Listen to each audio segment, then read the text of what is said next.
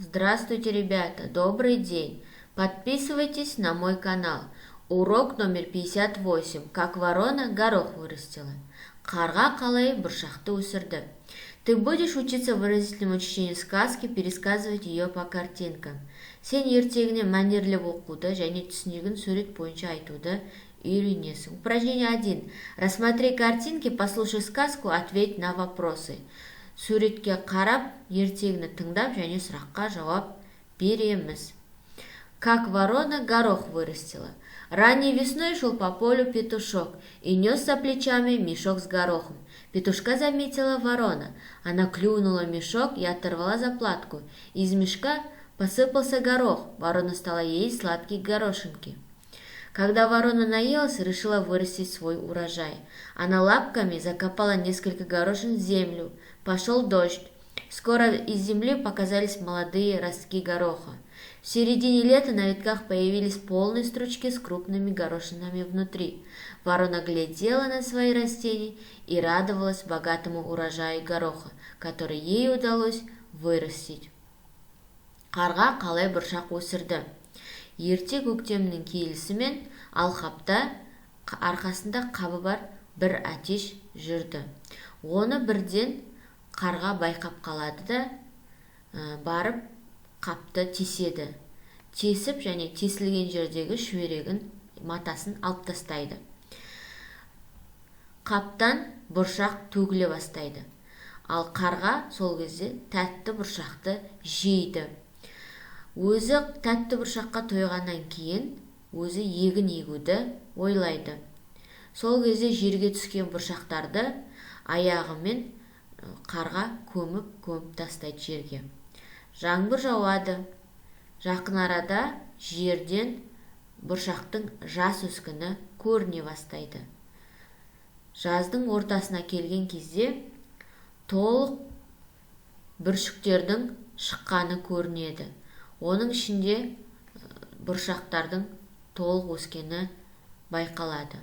Қарға болса өзінің өсімдігіне қарап, өзінің бай егініне қарап, және оны өсіре алғанына қатты қуанады. Почему высыпался из мешка горох? Қаптан бұршақ неге төгілді? Что сделала ворона с горохом сначала, а что потом?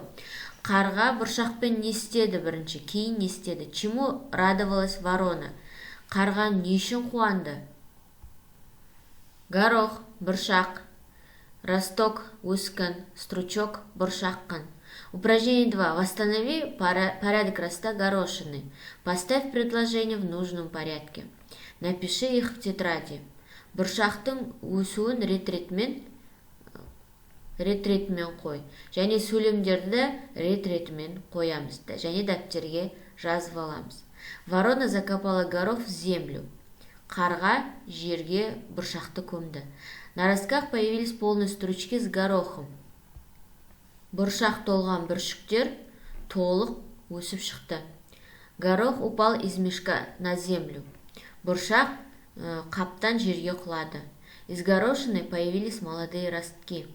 Бұршақтан жас өскіннің пайда болуы. Так, теперь порядок предложений.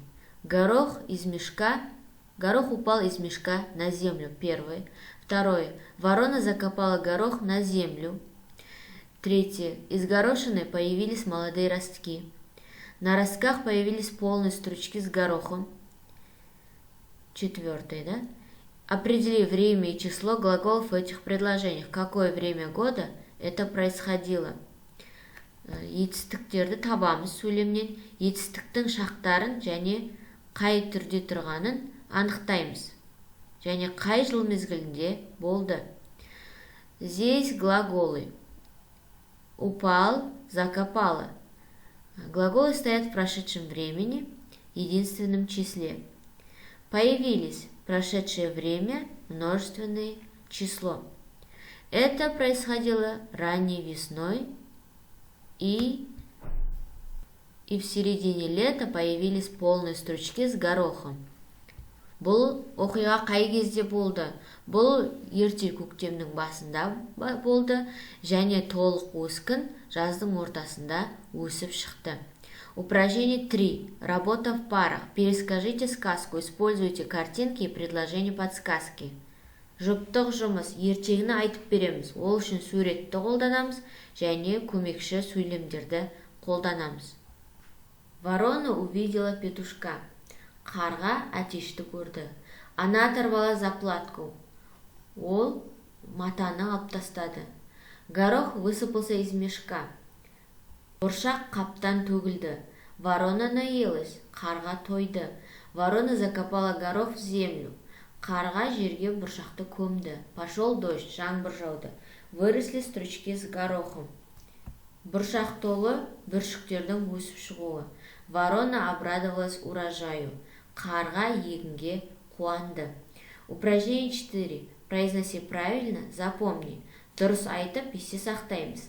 Поняла, сняла, взяла, ждала, позвала.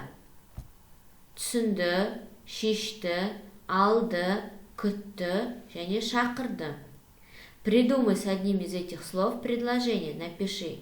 Осы сөздердің біреуімен сөйлем ойлап тап және жазамыз. Например, я сегодня очень хорошо поняла новый урок. Мен бүгін жаңа сабақты өте жақсы түсіндім. Упражнение 5. Порассуждай. Кто или что помогает появиться новым растениям?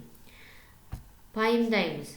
Жаңа өсімдіктің өсуіне кім немесе не көмектеседі? Урок окончен. До свидания. Ребята, подписывайтесь на мой канал.